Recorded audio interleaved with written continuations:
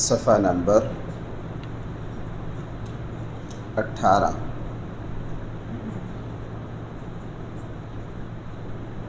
آیت نمبر ہے 116۔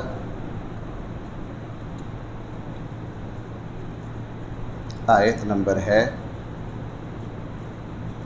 116۔ بسم اللہ الرحمن الرحیم۔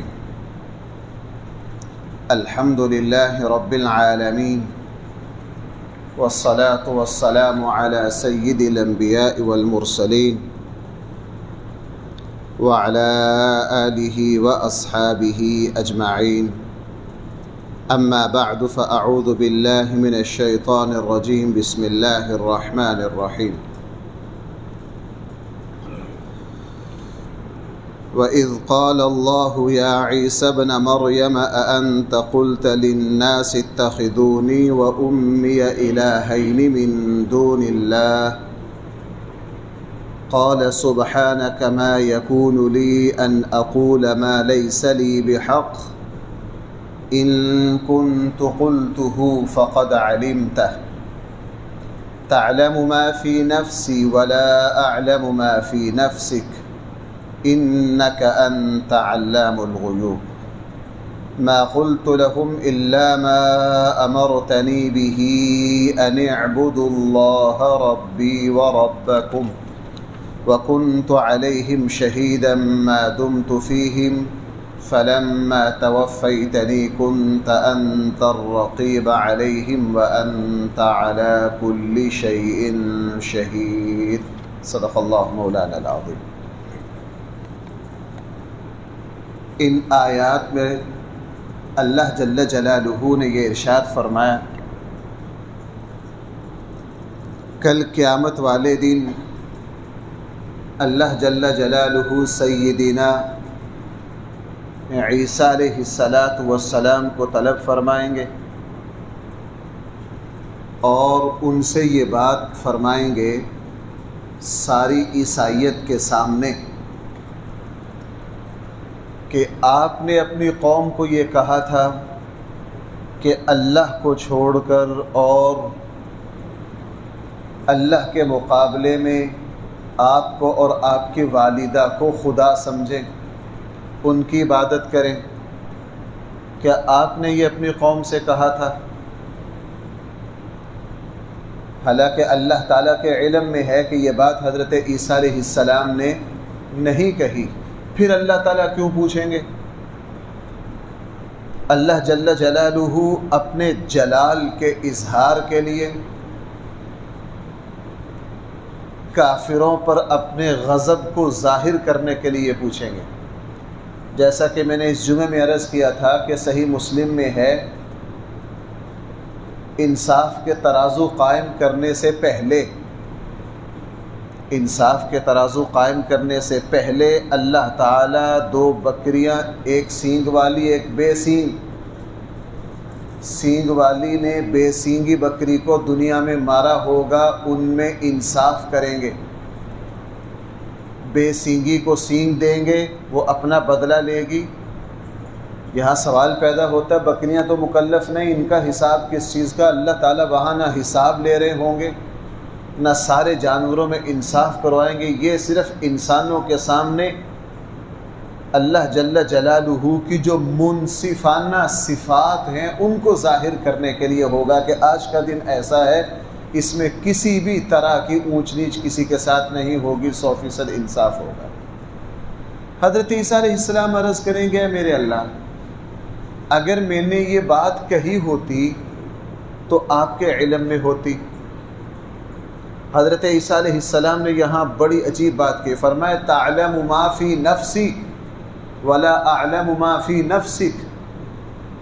اے میرے اللہ، جو کچھ میرے جی میں ہے وہ آپ جانتے ہیں، جب میرے دل کے راز کو آپ جانتے ہیں، اگر یہ بات میں نے کہی ہوتی تو ظاہر زبان ہی سے کہنی تھی، جب آپ میرے دل کے راز کو جانتے ہیں تو میری زبان سے کہی ہوئی باتوں کو تو بطریق اولا آپ جانتے ہیں۔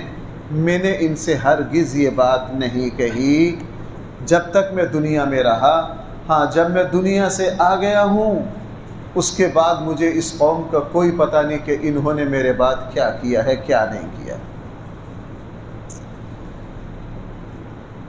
یہ جو آیات ہیں اس میں اب جہاں میرا اور آپ کا سبق شروع ہوتا ہے اس میں کئی باتیں ہیں سمجھنے والی۔ سب سے پہلی بات یہ ہے کہ یہاں حضرت عیسیٰ علیہ السلام نے اللہ تعالیٰ کے لیے بھی نفس کو ثابت کیا، فرمایا تعلم ما فی نفسی ولا اعلم ما فی نفسک، جو میرے جی میں ہے میں اس کو جانتا ہوں، جو آپ کے جی میں ہے میں اسے نہیں جانتا۔ اب اللہ کا نفس، اللہ کا جی کیسا ہے ہم اس کو بیان نہیں کر سکتے، یہ متشابہات میں سے ہے، واللہ اعلم۔ دوسری بات، یہاں ایک لفظ ہے فلما توفیتنی، قادیانی اس سے استدلال کرتے ہیں۔ توفا کا معنی ہمارے ہاں اردو میں وفات کے معنی میں لیا جاتا ہے۔ حضرت عیسیٰ علیہ السلام اپنے اللہ سے یہ عرض کریں گے فلما توفیتنی کنت انت الرقیب علیہم، آپ نے جب مجھے موت دے دی۔ قادیانی اس کا یہ ترجمہ کرتے ہیں، بھائی کیا ترجمہ کرتے ہیں؟ آپ نے جب مجھے موت دے دی، وہ کہتے ہیں قرآن سے ثابت ہے کہ حضرت عیسیٰ علیہ السلام کی وفات ہو گئی ہے۔ اور یہ بات میں پچھلے کسی درس میں نے تفصیل سے بیان کی تھی۔ قادیانی سب سے زیادہ جس مسئلے پر بحث کرتے ہیں وہ حیات عیسیٰ ہے۔ بھائی وہ کون سا مسئلہ ہے؟ چونکہ حیات عیسیٰ ایک دقیق اور ایک علمی مسئلہ ہے، ان کی کوشش ہوتی ہے کہ لوگوں کو کوئی بات سمجھ نہ آئے، وہ دھکے سے حیات عیسیٰ پر بحث کرتے ہیں۔ اور جو حیات عیسیٰ پر جو ان کے قرآن کی آیتیں جو اپنی دلیل میں پیش کرتے ہیں ان میں سے ایک یہ بھی ہے کہ قرآن خود کہہ رہا، حضرت عیسیٰ خود کہہ رہے ہیں فلما توفیتنی، جب آپ نے مجھے موت دے دی، اس سے پتہ چلا کہ عیسیٰ علیہ السلام کی وفات ہو گئی۔ ہم ان سے کہتے ہیں جناب یہ گفتگو جو اللہ تعالیٰ کے ساتھ ان کی ہوئی ہے یہ قیامت والے دن ہوئی ہے۔ بھائی کب ہوگی یہ گفتگو؟ قیامت والے دن حضرت عیسیٰ کی وفات ہو چکی ہوگی کہ نہیں؟ حضرت عیسیٰ دنیا میں آ کے پہلے اللہ نے آسمان پہ اٹھایا، پھر حضرت عیسیٰ دنیا میں تشریف لائیں گے اور ان کی وفات ہو گئی۔ یہ گفتگو تو قیامت والے دن کی ہے، جس دن حضرت عیسیٰ علیہ السلام یہ کہیں گے بالکل سچ کہیں گے، اس وقت وہ تو حضرت عیسیٰ علیہ السلام کی وفات ہو گئی ہوگی۔ دوسری بات، یہ جو توفا کا معنی ہے بھائی ذرا توجہ کرنا، قرآن کریم کے ایک لفظ کے اگر دو معنی ہوں، ایک لفظ کے کتنے معنی ہوں؟ دو۔ اگر ان میں سے ایک معنی لے تو قرآن کی اس آیت کا تضاد آتا ہو دوسری آیتوں سے، اور اگر دوسرا معنی لے تو قرآن کی دوسری آیتوں سے تضاد نہ آتا ہو تو قرآن کریم کی آیت کا وہ معنی لیا جائے گا جو دوسری آیات کے مطابق ہو۔ اب توفا کا ایک معنی موت دینا ہے اور توفا کا ایک معنی واپس وصول کر لینا ہے۔ قرآن کریم نے دوسری جگہ ارشاد فرمایا حضرت عیسیٰ کے بارے میں بر رفعہ اللہ، حضرت عیسیٰ علیہ السلام کو اللہ تعالیٰ نے کیا کر لیا؟ آسمان پر اٹھا دیا۔ اب توفا کا معنی اگر موت لی جائے تو اس آیت سے تضاد آتا ہے، لہٰذا توفا کا معنی لیا جائے گا پورا پورا وصول کرنا۔ انسان میں دو ہی چیزیں ہیں، روح بھی اور جسم بھی۔ حضرت عیسیٰ علیہ السلام کو جب آسمانوں پر اٹھایا گیا، عام لوگوں کی صرف روح اٹھائی جاتی ہے، جسم کو دفن کر دیا جاتا ہے۔ توفا کا معنی پورا پورا وصول کرنا، یعنی اللہ تعالیٰ نے عیسیٰ علیہ السلام کو جب آسمان پر اٹھایا ہے تو بھائی ان کو کیا کیا ہے؟ پورا پورا وصول کیا ہے، اس لیے توفا کا معنی بالکل ٹھیک ہے۔ دوسری بات یہ ہے کہ توفا کا لفظ، وفات کا لفظ ہر جگہ موت کے معنی میں نہیں آتا۔ ہم قادیانیوں سے جب گفتگو ہوتی ہے تو یہ جو دوسری، مثلا قرآن کریم نے ارشاد فرمایا اللہ یتوفی الانفس حین موتها وَهُوَ الَّذِي يَتَوَفَّاكُمْ بِاللَّيْلِ، ہر رات اللہ تعالیٰ تمہیں موت دیتے ہیں۔ جب ہم یہ ترجمہ کرتے ہیں تو پھر قادیانی پھنس جاتے ہیں، چونکہ ہر رات کسی کو موت نہیں آتی۔ یہاں توفا کا معنی کیا ہے؟ سلا دینا۔ ہر رات ہم تمہیں نیند دیتے ہیں، نیند کے آغوش میں لے جاتے ہیں۔ اس لیے قادیانی یہاں جو لفظ ہے اس سے استدلال کرتے ہیں، اور اس سے استدلال کرنا ان کا بالکل غلط ہے۔ تیسری بات، صحیح مسلم میں یہ ہے کہ حضرت عیسیٰ علیہ السلام، اتنی بات تو قرآن نے یہاں فرمائی کہ حضرت عیسیٰ علیہ السلام جب یہ عرض کریں گے نا، اے میرے اللہ، آپ جانتے ہیں جو کچھ میں نے کہا ہے، میرے آنے کے بعد انہوں نے جو کچھ کیا ہے وہ آپ کے علم میں ہے۔ آگے عیسیٰ علیہ السلام یہ کہیں گے، ان تعذبہم فإنہم عبادک وإن تغفر لہم فإنک انت العزیز الحکیم۔ اگر آپ ان کو عذاب دینا چاہیں تو آپ کے بندے ہیں، اگر معاف کرنا چاہیں تو آپ کو اس کا اختیار ہے۔ آپ کو بھائی کیا ہے اس کا؟ اس آیت سے یہ پتہ چلا کہ کل قیامت والے دن کافروں کے لیے بھی دو آپشن ہوں گے، جس کو اللہ چاہیں گے معاف کر دیں گے، جس کو اللہ چاہیں گے بخش دیں گے۔ اس آیت سے یہ سمجھ میں آیا، حالانکہ قرآن کریم کی دوسری آیات دو ٹوک بیان کر چکی ہیں کہ کل قیامت والے دن کسی کافر کی مغفرت نہیں ہوگی۔ بھائی کل قیامت والے دن کسی کافر کی مغفرت نہیں ہوگی۔ یہ ہمارے یہاں بڑا شور مچتا ہے ایسے موقع پر۔ قرآن کریم جگہ جگہ کہہ چکا ہے کہ جس کے پاس ایمان نہیں ہے کل قیامت والے دن اس کی مغفرت نہیں ہوگی۔ اس آیت میں حضرت عیسیٰ علیہ السلام نے کیا کہا ہے؟ حضرت عیسیٰ علیہ السلام نے ہرگز یہ نہیں کہا کہ جی دو آپشن ہیں، آپ چاہیں معاف کر دیں، آپ چاہیں پکڑ لیں۔ نہیں، حضرت عیسیٰ علیہ السلام نے اللہ تعالیٰ کے اختیار کو بیان کیا ہے۔ اللہ تعالیٰ کو اختیار ہے، اللہ جس کو چاہیں معاف کریں اور جس کو چاہیں پکڑ لیں۔ بھائی اللہ کو اختیار ہے یا نہیں؟ یہ اللہ پر فرض ہے کہ ایمان والوں کو جنت دے اور کافروں کو دوزخ دیں؟ اللہ کو اختیار ہے کہ سارے ایمان والوں کو جہنم میں پھینک دیں اور سارے کافروں کو جنت کا اختیار ہے، لیکن وہ اپنی کتاب میں اعلان کر چکے ہیں کہ ہم اپنے اس اختیار کو استعمال نہیں کریں گے۔ ہم فیصلہ کر چکے ہیں کہ جو کافر ہیں وہ جہنم میں جائیں گے اور جو ایمان والے ہیں بھائی وہ کہاں جائیں گے؟ وہ جنت میں جائیں گے۔ چوتھی بات، یہ آیات ان تعذبہم فإنہم عبادک وإن تغفر لہم فإنک انت العزیز الحکیم، صحیح مسلم میں بھی ہے اور مسند احمد میں بھی ہے، حدیث کی دونوں کتابوں میں ہے کہ نبی کریم صلی اللہ علیہ وسلم ایک دن تہجد کی نماز میں ان آیات کی تلاوت فرما رہے تھے۔ جب عیسیٰ علیہ السلام، بھائی ذرا سمجھنا، اس سے اندازہ ہوتا ہے کہ رسول اللہ صلی اللہ علیہ وسلم اپنی امت پر کتنے مہربان تھے۔ عیسیٰ علیہ السلام نے سیدھا سیدھا یہ نہیں کہا کہ اے میرے اللہ یہ کافر ہیں، انہوں نے آپ کے ساتھ شرک کیا ہے، ان کو جہنم میں پھینک دیجئے، یہ نہیں کہا۔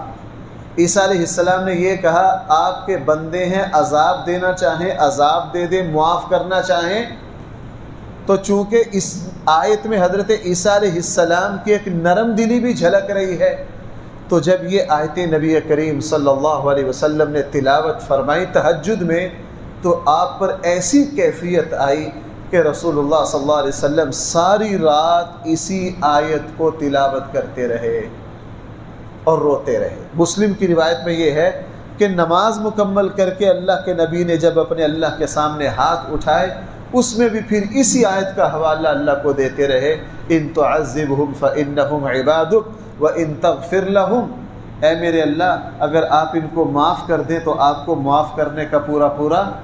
اور صحیح مسلم کی روایت میں ہے کہ نبی کریم صلی اللہ علیہ وسلم پھر اس آیت کو دہراتے دہراتے دہراتے دہراتے اتنا روئے کہ ساری رات اس پر گزار دی۔ اور پھر سیدنا جبرائیل علیہ السلام تشریف لائے اور آ کے عرض کیا اللہ کے حبیب آپ کے رب آپ کو یہ پیغام دے رہے ہیں کہ آپ بس کر دیں، قیامت والے دن آپ کو آپ کی امت کے بارے میں راضی کر دیا جائے گا اور آپ کو سفارش کا حق دیا جائے گا۔ آپ اپنے جس امتی کے حق میں سفارش کریں گے آپ کی سفارش کو قبول کر لیا جائے گا۔ اس لیے لاکھوں لوگ وہ ہوں گے جو کل قیامت والے دن نبی کریم صلی اللہ علیہ وسلم کی سفارش کی وجہ سے جنت میں جائیں گے۔ ان آیات میں اس کا ذکر تو نہیں، لیکن میں یہاں تک آئی گئی ہے، ایک بات اور عرض کر دوں۔ تقریباً تمام اہل علم اس پر متفق ہیں کہ نبی کریم صلی اللہ علیہ وسلم کی سفارش دو بندوں کو سب سے زیادہ نصیب ہوگی۔ اللہ کے نبی کی سفارش کے سب سے زیادہ حقدار وہ بندے ہوں گے، وہ امتی ہوں گے جو دو کام کرتے ہوں۔ نمبر ایک، ہر موقع پر رسول اللہ صلی اللہ علیہ وسلم کی سنت کا اتباع کرتے ہوں، جو متبع سنت ہوں گے۔ بھائی جو کیا ہوں گے؟ متبع سنت، یعنی ہر معاملے میں، عبادات میں، معاملات میں، معاشرت میں، لین دین میں، یہاں تک کہ چھوٹی چھوٹی فطری عادات میں بھی نبی کریم صلی اللہ علیہ وسلم کی اتباع کرتے ہوں۔ حضرت حضور علیہ السلام کے سارے صحابہ اللہ کے نبی کی ہر سنت پر عمل کرنے والے تھے، لیکن بطور خاص حضرت عبداللہ ابن عمر رضی اللہ عنہ نبی کریم صلی اللہ علیہ وسلم کی چھوٹی سے چھوٹی، یہاں تک بھی اگر اللہ کے نبی کے ساتھ انہوں نے سفر کیا ہے، کسی درخت کے نیچے اللہ کے نبی نے سفر میں جاتے جاتے رک کر آرام کیا ہے، تو حالانکہ وہ تو عادت ہے، دین نہیں ہے، لیکن حضرت عبداللہ ابن عمر اس کا بھی اہتمام کرتے ہیں۔ تو کل قیامت والے دن نبی کریم صلی اللہ علیہ وسلم کی سفارش کس بندے کو نصیب ہوگی؟ سب سے زیادہ دو امتیوں کو، ایمان والوں کو نصیب ہوگی۔ نمبر ایک، جو اللہ کے نبی کی ہر موقع پر اللہ کے نبی کی سنت پر عمل کرے گا، اور نمبر دو، جو کثرت سے نبی کریم صلی اللہ علیہ وسلم پر درود و سلام پڑھے گا۔ جب یہ بات مکمل ہو جائے گی تو پھر آخر میں اللہ تعالیٰ فرمائیں گے قال اللہ ھذا یوم ینفع الصادقین صدقہم، آج ایسا دن ہے جس دن سچوں کو ان کی سچائی فائدہ دے گی۔ اللہ تعالیٰ حضرت عیسیٰ کی گفتگو کے بعد بھائی کیا اعلان فرمائیں گے؟ یہ دن ایسا ہے جس دن اللہ تعالیٰ سچوں کو ان کی سچائی کا بھائی کیا دیں گے؟ فائدہ دیں گے۔ اب یہ سچے کون لوگ ہیں؟ سچے کون؟ ہمارے یہاں سچائی کا معنی بہت سکیڑ دیا گیا ہے، محدود کر دیا گیا ہے۔ ہمارے یہاں جو معنی سچائی کا لیا جاتا ہے وہ صحیح ہے، لیکن وہ بہت محدود ہے۔ ہمارے یہاں سچا اس شخص کو کہا جاتا ہے جو بات میں سچا ہو۔ حالانکہ سچائی کی تین قسمیں ہیں: صدق فی الایمان، صدق فی الاقوال، صدق فی الاعمال۔ قرآن نے سچے کا لفظ انعم اللہ علیہم من النبیین والصدیقین، یہاں بھی قرآن نے سچائی کا لفظ بہت وسیع معنی میں بولا ہے۔ سچائی کے تین درجے ہیں۔ نمبر ایک، صدق فی الایمان، اپنے ایمان میں سچا ہونا۔ بھائی کیا ہونا؟ اپنے ایمان میں سچا ہونا۔ جو ایمان میں سچا نہ ہو وہ منافق ہے۔ نمبر تین، صدق فی الاقوال، جو اپنی بات میں سچا ہو۔ جو اپنی بات میں سچا نہ ہو وہ جھوٹا ہوتا ہے۔ نمبر تین، صدق فی الاعمال، اپنے عمل میں سچا ہونا۔ عمل میں جو سچا نہ ہوگا وہ ریاکار ہوتا ہے۔ قرآن کریم نے سچائی کا لفظ اس وسیع معنی میں بولا ہے، کہیں ایمان میں 100% سچے لوگوں کو صادق کہا ہے، صدیق کہا ہے، اور کہیں زبان سے سچائی والوں کو کہا ہے، اور کہیں صرف اور صرف اللہ کے لیے عمل کرنے والے کو سچا کہا ہے۔ ایک دو باتیں ذرا ترجمہ میں ہیں، وہ الفاظ میں آئیں گی، ذرا ترجمہ دیکھ لیجئے۔ فرمایا وَإِذْ، اور آپ اس وقت کو یاد کیجئے، قال اللہ یا عیسیٰ ابن مریم، جس وقت اللہ تعالیٰ فرمائیں گے اے عیسیٰ بن مریم۔ جہاں بھی حضرت عیسیٰ کا نام آ رہا ہے ساتھ ابن مریم آتا ہے۔ ساتھ کیا لفظ آتا ہے؟ قرآن 3-4 مقصد کے لیے یہ لفظ بولتا ہے۔ ایک تو عیسائیوں پر واضح کرنے کے لیے کہ حضرت عیسیٰ اللہ کے بیٹے نہیں ہیں، تم نے ان کو خدا کہا ہے، جس کی ولدیت ساتھ لگی ہو وہ کبھی بھی خدا لم یلد ولم یولد، جس کا نسب ہو، جس کی ماں ہو وہ کبھی بھی خدا نہیں ہوتا۔ بعض لوگ اس آیت سے ایک غلط استدلال کرتے، میں نے یہاں مسجد میں بھی بعض دوستوں کو یہ کہتے سنا کہ کل قیامت والے دن ماں کے نام سے پکارا جائے گا۔ یہ بات بالکل غلط ہے۔ کل قیامت والے دن ماں کے نام کے ساتھ نہیں پکارا جائے گا، بلکہ والد ہی کے نام کے ساتھ پکارا جائے گا۔ احادیث میں اس کی صراحت ہے، والد کے نام کے ساتھ پکارا جائے گا۔ نسب کا معاملہ ماں کے ساتھ نہیں چلتا، کس کے ساتھ چلتا ہے؟ یہ صرف پوری کائنات، پوری انسانیت میں ہمارے آقا صلی اللہ علیہ وسلم کی خصوصیت ہے کہ آپ کا نسب بیٹی سے چلا ہے۔ بھائی کس سے چلا ہے؟ بیٹی سے، حضرت فاطمہ سے۔ یہ اعزاز، یہ خصوصیت صرف ہمارے آقا صلی اللہ علیہ وسلم کی ہے۔ باقی ہر انسان کا نسب بیٹے سے چلتا ہے، والد سے چلتا ہے۔ اولاد جو ہے آگے جو نسب کا اجرا ہے وہ اولاد بیٹے سے ہوتا ہے، بیٹی سے نہیں ہوتا۔ اَأَنْتَ قُلْتَ، کیا آپ نے کہا تھا لوگوں سے اتخذونی و امی الہین من دون اللہ، کہ مجھے اور میری ماں کو خدا بنا لو، الہ بنا لو اللہ کو چھوڑ کر؟ قال سبحانک، حضرت عیسیٰ عرض کریں گے اے میرے اللہ آپ تمام عیبوں سے پاک ہیں۔ ما یکون لی، مجھے کوئی حق نہیں تھا، ان اقول ما لیس لی بحق، کہ میں ایسی بات کروں جس کا مجھے کوئی حق ہی نہیں، جو غلط بات ہے۔ ان کنت قلتہ، اگر میں نے یہ بات کہی ہوتی، فقد علمتہ، آپ اس بات کو جانتے ہوتے، جب آپ کو پتہ ہے میں نے یہ بات نہیں کہی۔ تعلم ما فی نفسی، آپ جانتے ہیں جو کچھ میرے جی اور دل میں ہے۔ ولا اعلم ما فی نفسک، اور میں نہیں جانتا کہ آپ کے جی میں کیا ہے۔ انک انت علام الغیوب، بے شک آپ غیب کو اچھی طرح جاننے والے ہیں۔ ما قلت لہم، ما قلت لہم، میں نے نہیں کہی کوئی ایسی بات جس کا آپ نے مجھے حکم نہ دیا۔ بھائی کسی نبی نے کوئی بات ایسی نہیں کہی جو اللہ کے فیصلے کے خلاف ہو۔ ہاں میں نے صرف ان سے یہ کہا ہے ان اعبدوا اللہ، کہ آپ اللہ کی بندگی کیجئے جو میرا بھی رب ہے اور تمہارا بھی رب ہے۔ وَكُنْتُ عَلَيْهِمْ شَهِيدًا، اور آپ ان پر گواہ ہیں، یعنی آپ کو پتہ ہے۔ ما دمت فیہم، جب تک میں ان میں رہا۔ فلما توفیتنی، یہ وہ ٹکڑا ہے جس کو قادیانی بہت پیش کرتے ہیں۔ فلما توفیتنی، پھر جب آپ نے مجھے وفات دے دی، یہ بات قیامت والے دن ہے۔ اور قیامت والے دن حضرت عیسیٰ علیہ السلام کی بھائی وفات ہو چکی ہوگی، ٹھیک کہہ رہے ہیں۔ کنت انت الرقیب علیہم، آپ لوگوں کے اوپر نگہبان تھے، آپ کو پتہ ہے کس نے میرے بعد کیا کہا ہے۔ وَأَنْتَ عَلَىٰ كُلِّ شَيْءٍ شَهِيدٌ، اور آپ ساری چیزوں پر گواہ ہیں۔ علماء نے لکھا ہے کہ کل قیامت والے دن دین کے اعتبار سے خواہ وہ نبی ہو یا غیر نبی ہو، ہر وہ بڑا، ہر وہ مقتدا، بعد والوں نے جو اس کی تعلیمات میں تبدیلی کی ہوگی، وہ کل قیامت والے دن اللہ کی بارگاہ میں یہی بات عرض کرے گا۔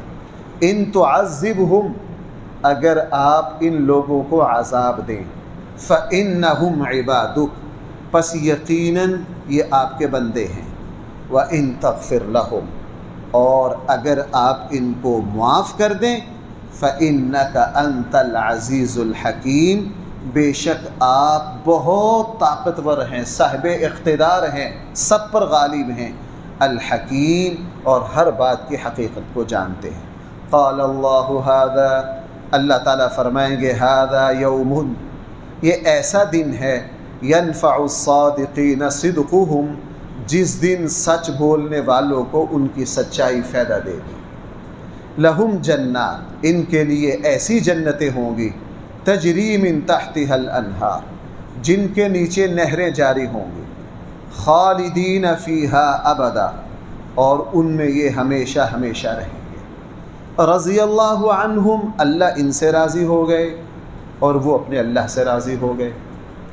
صحیح مسلم میں بھی ہے اور حدیث کی دوسری کتابوں میں بھی ہے نبی کریم صلی اللہ علیہ وسلم نے ارشاد فرمایا جنت میں جانے کے بعد ایک دن اللہ تعالیٰ تمام اہل جنت کو جمع کریں گے اور جمع کر کے فرمائیں گے کہ اے میرے بندو کیا تم راضی ہو؟ بھائی اللہ تعالیٰ کیا پوچھیں گے؟ اے میرے بندو کیا تم راضی ہو؟ سارے بندے عرض کریں گے اے میرے اللہ ہم کیوں نہ راضی ہوں، آپ نے ہمیں جو کچھ دیا ہے وہ کسی کو عطا، ہم آپ سے کیوں نہ راضی ہوں گے؟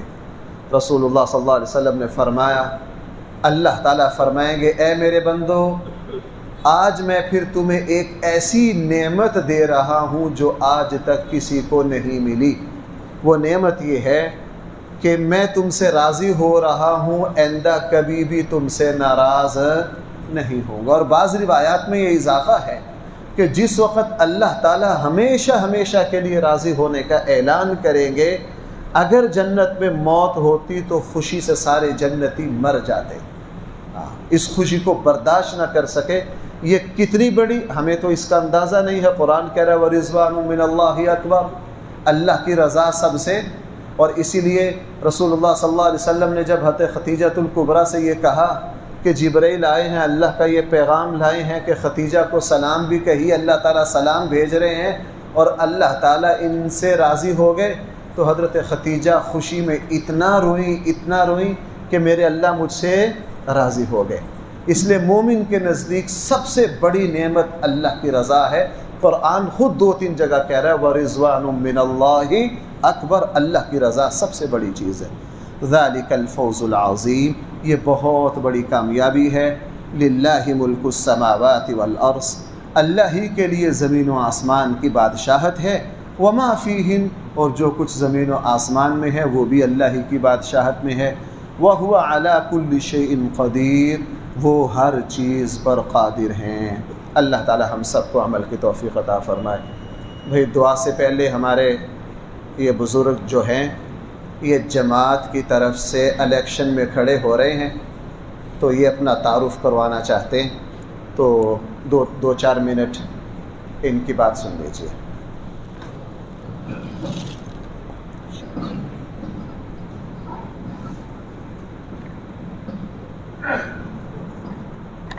بسم اللہ الرحمن الرحیم، السلام علیکم ورحمۃ اللہ۔